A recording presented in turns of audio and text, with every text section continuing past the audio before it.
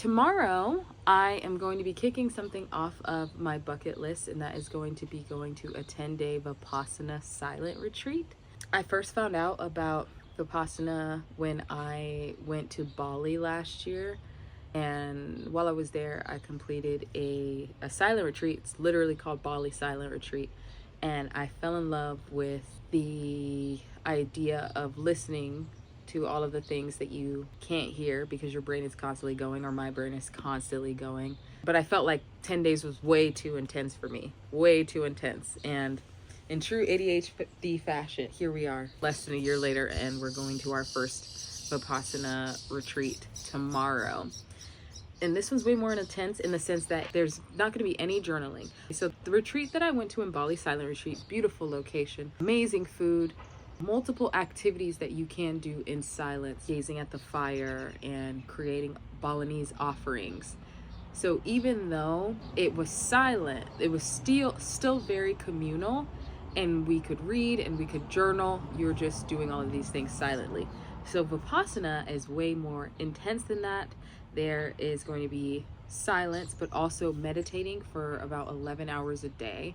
So waking up at 4:30 in the morning and essentially meditating until 9 o'clock at night, and then doing it all again. And no exercise, no journaling. I think the biggest part of this for me is going to be the no exercising aspect of it. It's so funny because a lot of my work is with social media.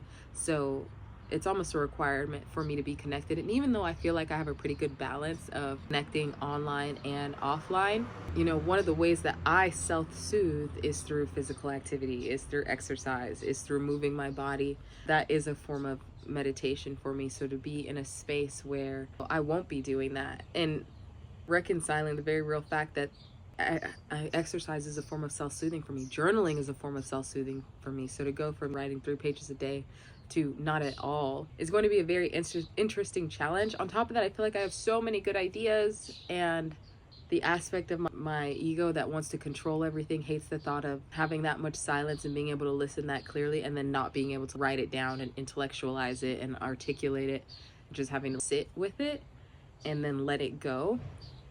I think is going to be a huge challenge. So I'm a little nervous, and I don't normally get nervous at things like this. And it's not necessarily nervous that I can't complete it. I don't know what I'm nervous about specifically, because the last silent retreat I did, I absolutely loved it, but this is just a little bit more intense, and it's way more intentional. So here's to hoping. And I don't know if I'm hoping for anything coming out on the other side. It's not that I hope to achieve Buddha or anything like that. Just, I don't know, we're so connected to our cell phones and all these little addictions that we have, and even the good ones. It's very easy for us to ignore the fact that you can be addicted to exercise, and you can be addicted to achieving and doing and all of the INGs. And it's like, who are you? I guess I'd be interested in figuring out who I am, in the sense that who are you when you're not surrounded by all of these things that pull you away from your attention, who pull your attention away from you. And it's like, are you those things, or are you the things, or are you when you are without those things in its purest form, or are those things both of you? Maybe there's no point in trying to have a separation of who you are in those aspects. I don't know, but I'm excited. I'm nervous. I just finished packing. I am an overpacker.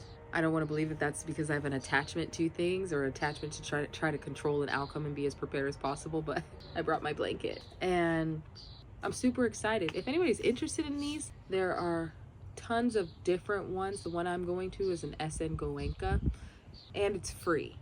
So I think that's an important caveat. But what's paid for through donations by people who have completed the course, and they just want other people to go through and experience it, which I thought was pretty cool, because it makes something like mindfulness or like this deep level of meditation accessible. Because I know that a lot of you are like, oh my God.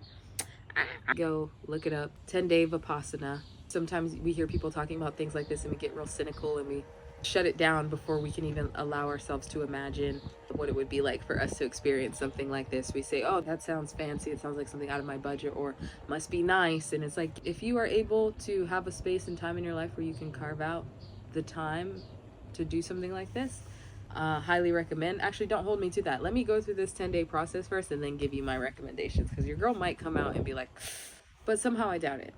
I doubt it. It will be an interesting challenge not journaling, though, when I've journaled pretty much consistently since I was 23 years old. And I've been working out consistently since I was 23 years old. So the idea of not being able to work out, no reading, no input, I think is making me a little bit nervous. Not that I feel like I'll freak out or I can't handle it. I'm just, I don't know. It's a little nerve-wracking, but it's okay. I guess it's uncomfortable. I'm excited, and I will see y'all in the next one.